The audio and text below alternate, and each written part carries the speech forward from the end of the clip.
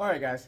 Hey, I want to just go over one more time and like just a new tutorial for you guys exactly what we've been working on for about the last 4 weeks of class, converting from standard form into slope intercept form.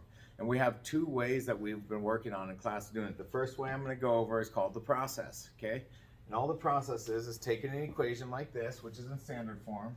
I know that because this would be my A, this would be my B, that would be my C. And all we're doing is solving this equation for the y. So to do that, there's two things you must do. Step one is move the x value. And step two is divide by the constant or the number of the y. Okay, so if I'm looking at these two, I'm going to be moving this entire thing here, this entire x value, and I'm going to be dividing everything by that number right there, which is the y. So I'm just going to do that real quick. To move my 3x to the other side, I just take the opposite of 3x. So I subtract 3x from this side, and I move 3x here.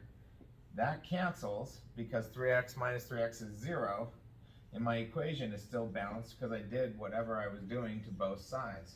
Now the key is that these two have to stay separate because I can't combine a negative 3x and a positive 10 because I don't know what x's value is, so I have to leave them as separate. Okay, so I just moved my x value, so I'm done with that step. All I have to do is divide everything by 2. Everything by 2, and that cancels to 1, so now I have y equals negative 3 over 2x plus 10 divided by 2 is 5. Okay? That's those two steps you do every time. Okay? If I wanted to do it with another example, okay, all I'm going to do is the same thing. Let's say we have 5x minus 3y equals 15. Okay, if that's the case, I'm going to move my x value first. So if that's a positive 5x to move it, I minus 5x from both sides. That cancels, and I'm left with negative 3y is equal to negative 5x plus 15. Okay? So from here, all I need to do is divide everything by this number. Now there's a negative here, so that negative stays with that number. So it's going to be divide everything by negative 3y. Divided by negative 3y. Divided by negative 3, oh, not 3y, just negative 3. Sorry about that. Divided by negative 3. And this is going to cancel to 1, so now I have 1y, which is what I want. I have a negative 5 over a negative 3 times x. And then a positive 15 divided by a negative 3 is a negative 5. And that would be my answer. Now since these are both negatives, I can get rid of those and make it a positive 5/3 x if I want to. But if you want to leave it like that for purposes of what we're doing right now in class, I'm totally fine with that too. Let's look at one more example.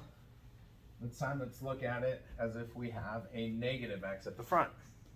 Okay, so let's say we had like a negative 3x plus 10y equals 30. Okay, if that's the case, nothing changes. I'm going to move my x value, which is this entire thing with that negative sign. So I'm going to look at what's the opposite of negative 3, and that's positive 3. I'm going to do that to both sides of my equation so it stays balanced. That cancels, and I'm left with 10y equals 3x plus 30. Okay? Now from here, all I have left to do is divide everything by my y. So divide by 10, divide by 10, divide by 10.